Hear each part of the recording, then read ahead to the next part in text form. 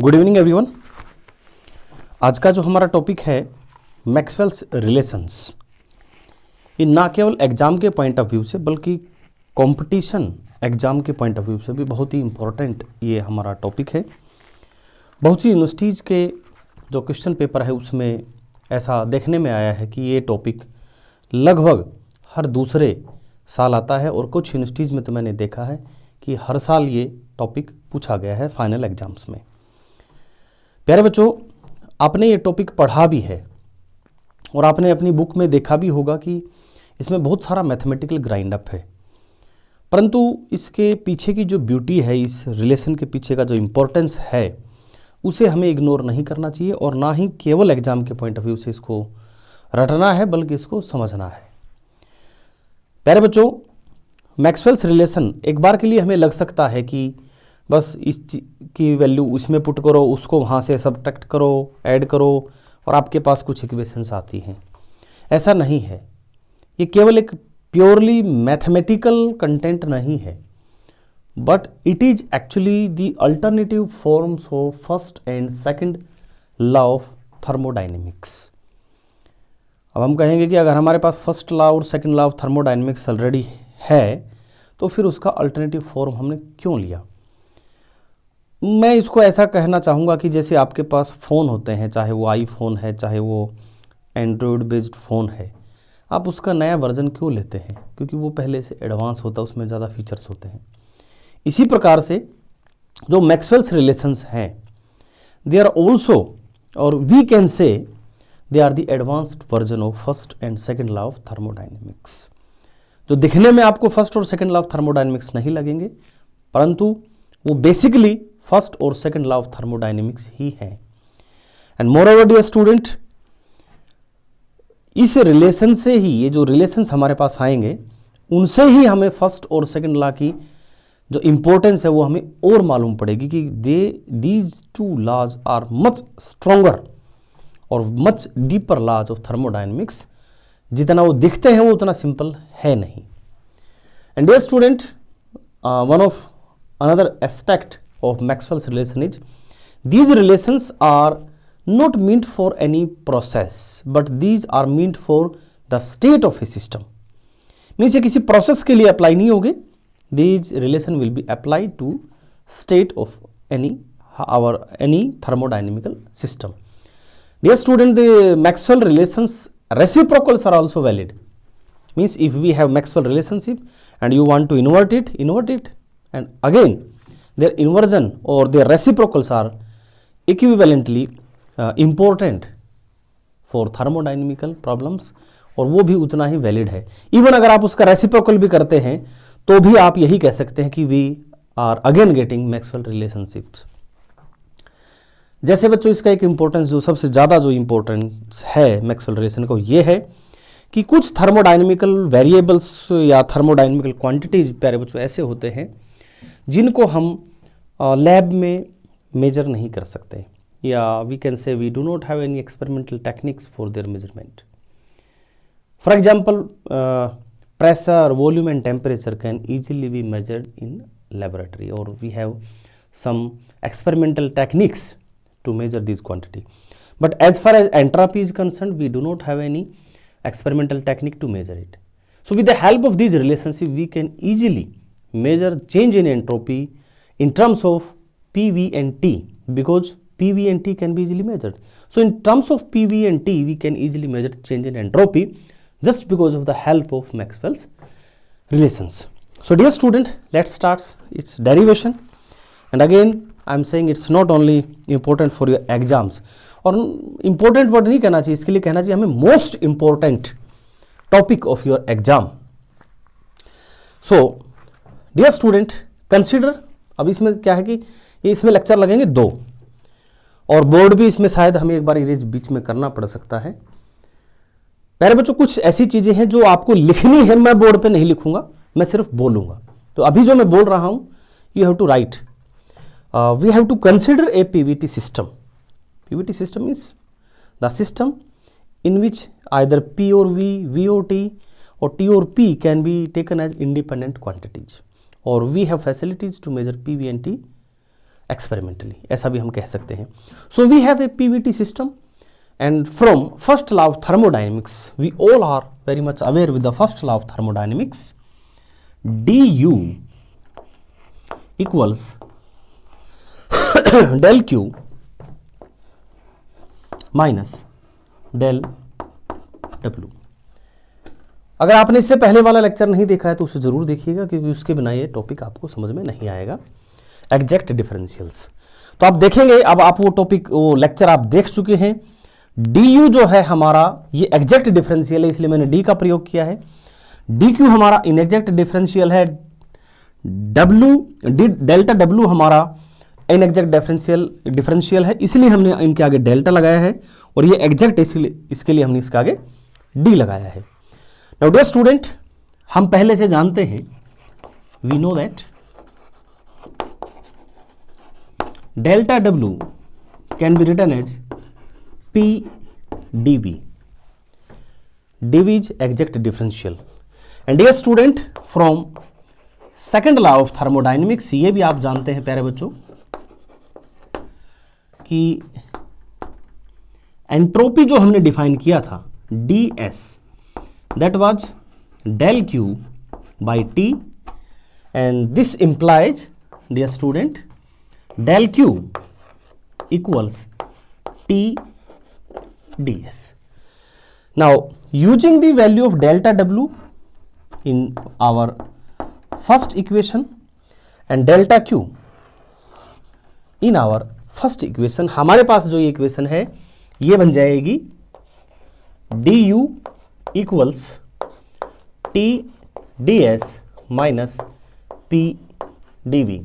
अब इसको आप गौर से देखिएगा, हमारे पास इसमें 5 वेरिएबल्स है, 5 थर्मोडायनेमिकल क्वांटिटीज हैं, U, T, S, P and V। और प्यारे बच्चों, पांचों के पांचों हमारा एग्जैक्ट डिफरेंशियल है। इन 5 में से आप किसी भी 2 क्वांटिटीज को ले सकते हैं और बाकी 3 को उनकी टर्म्स में लिख सकते हैं। कोई भी 2 इंडिपेंडेंट वेरिएबल आप इसमें से सेलेक्ट कर सकते हैं। प्यारे बच्चों, अभी हम जो हमारे पास ये इक्वेशन आई है, so this is my equation second. इस इक्वेशन में हम क्या करेंगे, क्योंकि हम इंडिपेंडेंट है इस चीज में कि कोई भी हम इसमें से 2 वेरिएबल को हम ले सकते हैं, तो वो ts हो सकता है, tp हो सकता है, pv हो सकता है, ps हो सकता है। u नहीं लेंगे अभी हम एक्चुअल में क्या करने वाले हैं, u को एलिमिनेट करने वाले हैं यहां से। तो वो 4 कुछ भी हो सकती है, मैंने बताया जो नाम लिए उनमें से 4 कोई भी हो सकती है। तो फिलहाल के लिए मैं स्पेसिफिकली या पर्टिकुलर न होकर के हम यहाँ जनरल 2 वेरिएबल ले लेते हैं, ठीक है। हमने मान लिया कि हमारे पास 2 वेरिएबल है यहाँ पे x एंड y, और वो x और y मैंने कहा ना, जो 4 मैंने नाम लिए 1, 2, 3 एंड 4, इनमें से कोई भी हो सकता है। So say x and y are 2 independent variables. कुछ शब्द मैं आज छोटे लिखूंगा, आप समझ जाना, इंडिपेंडेंट वेरिएबल्स।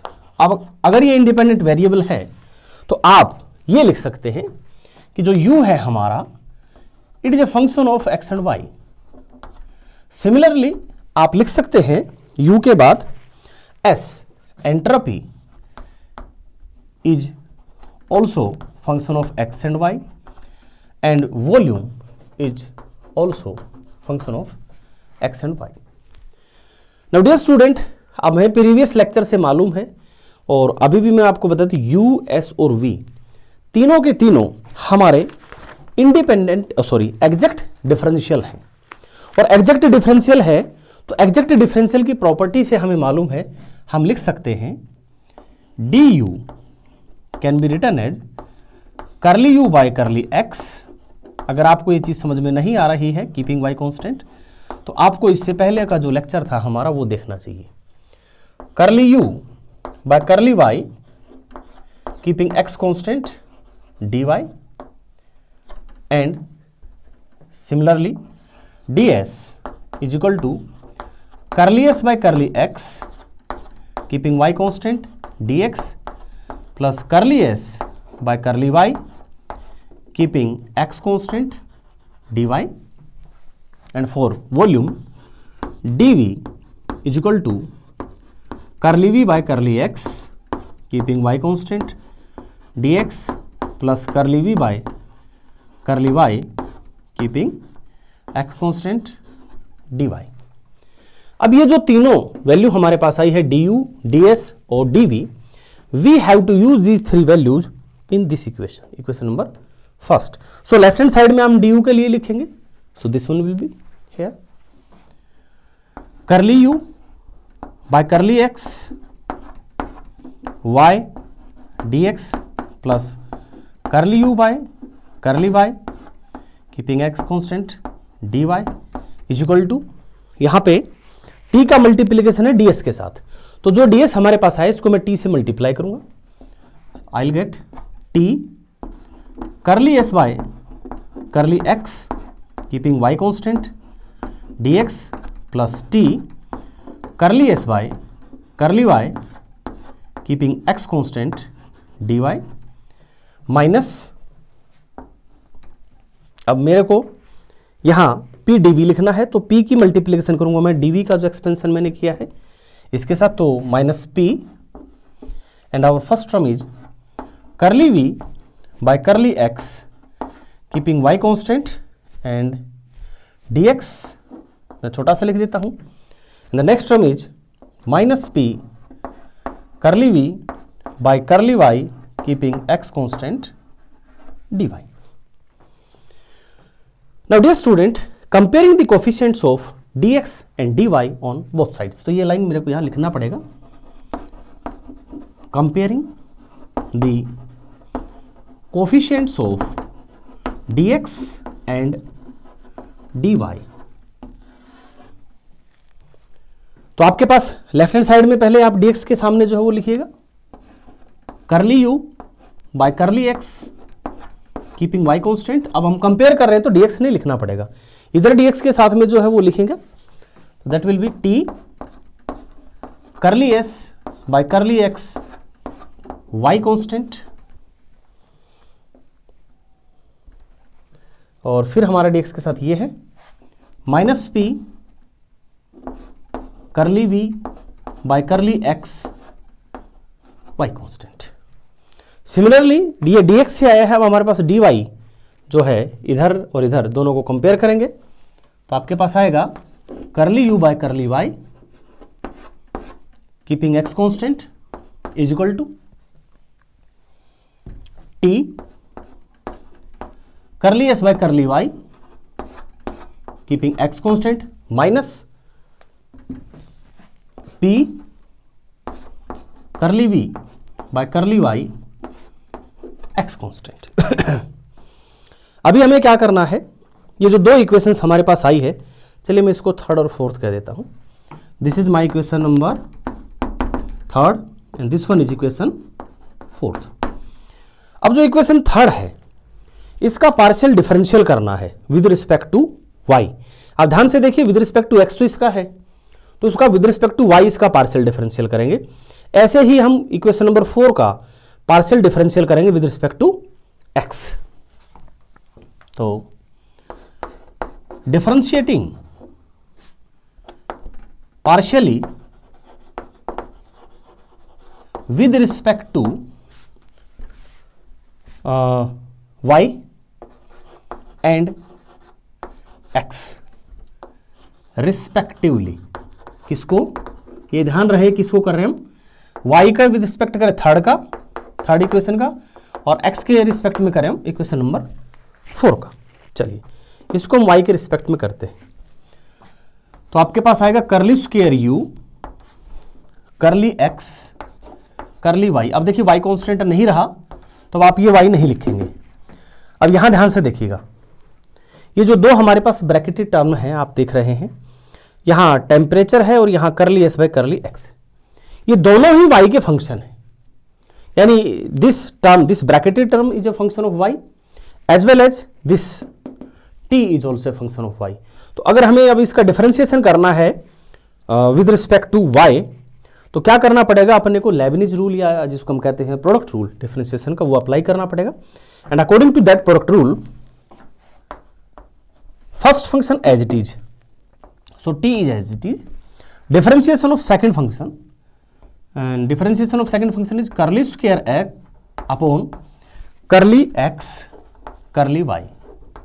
अब यहां से y हटा देंगे आप, प्लस अब इसका डिफरेंशिएशन और सेकेंड इसका डिफरेंशिएशन इसको सेम रखना है, तो curly t by curly y keeping x constant, and second term हमारी as it is curly s by curly x keeping y constant, minus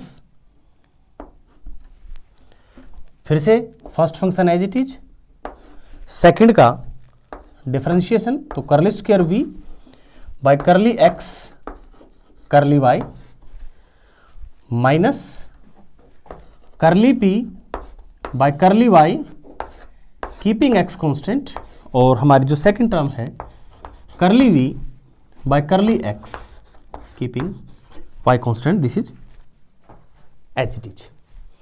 similarly अब हमने इस नीचे वाली इक्वेशन का पार्शियल डिफरेंशिएशन करना है विद रिस्पेक्ट टू x, तो लेफ्ट हैंड साइड में मेरे पास आएगा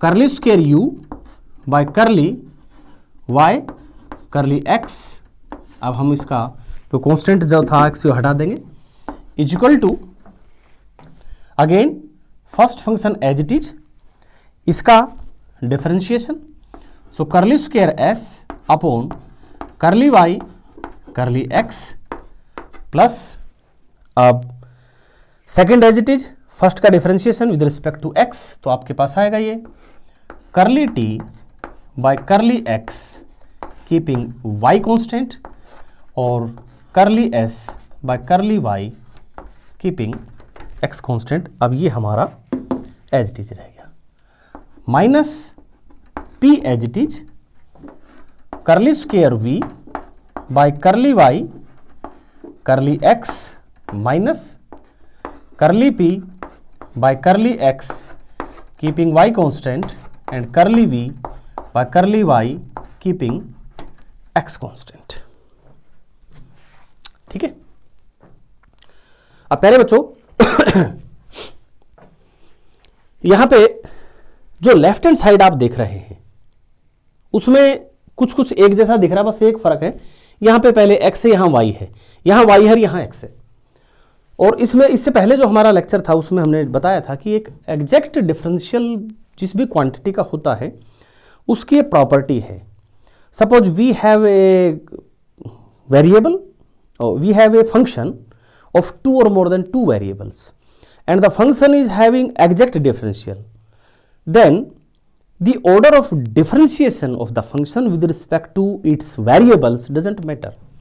Suppose I have a function x, I have a function f of variable x, y and g, then differentiating f with respect to x, y or g in any order will give you same result. और this is from the definition of exact differential, या ये कह सकते हैं कि अगर ये होगा तो ही एग्जैक्ट डिफरेंशियल है, या कह दो भाई एग्जैक्ट डिफरेंशियल है तो ये होगा, बात एक ही. यानी कि लेफ्ट हैंड साइड जो है आपकी सेम है. और अगर प्यारे बच्चों लेफ्ट हैंड साइड सेम है तो राइट हैंड साइड भी सेम होगा. अब बोर्ड इतना बचा नहीं है कि मैं अब राइट हैंड साइड यहाँ पे बराबर करके लिखूं, तो एक स्टेप मैं यहाँ पे कम कर रहा हूं, लेकिन आपको एग्जाम में वो स्टेप लिखना है कि लेफ्ट हैंड साइड दोनों इक्वल हैं. ठीक है.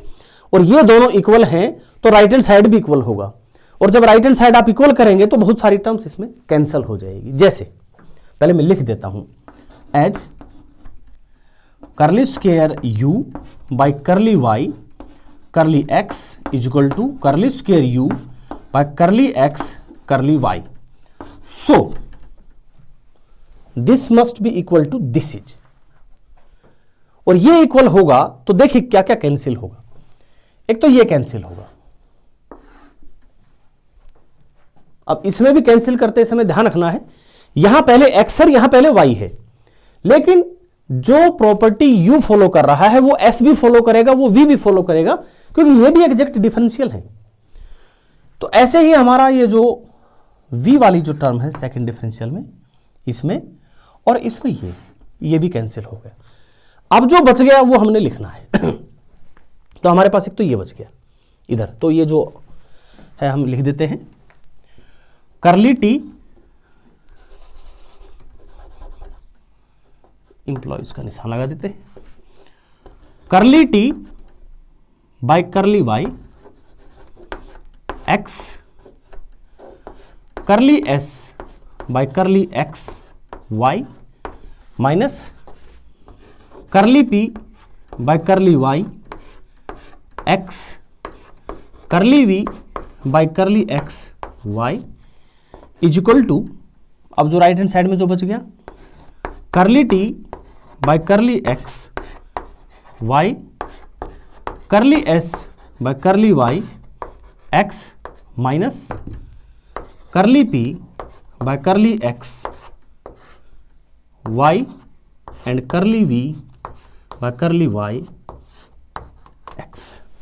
ठीक है, हालांकि एक टर्म एक अब इसमें जगह नहीं है, मैं अगला जो लेक्चर शुरू करूंगा मैं वो यहीं से शुरू कर दूंगा। ठीक है, तो अब इसमें हमने क्या देखा है कि जो x और y हमने लिए हैं, लगभग हम इसमें लास्ट में पहुंच गए। अब उन x y की जगह हमने इसमें से जो 4 क्वांटिटीज मैंने बताई थी v s p t ये हम लेंगे, और इसमें अगर आप ध्यान से देखें हमने जो इंटरनल एनर्जी था u वो हमने यहाँ से हटा दिया है, एलिमिनेट कर दिया है। यही हमारा पर्पस था। अब जो मैक्सवेल्स की जो इक्वेशंस हैं, जो इनका फाइनल रिजल्ट है, इससे जो नेक्स्ट हमारा लेक्चर है उसमें हम इसको चर्चा करेंगे। Thanks for watching the video प्यारे बच्चों।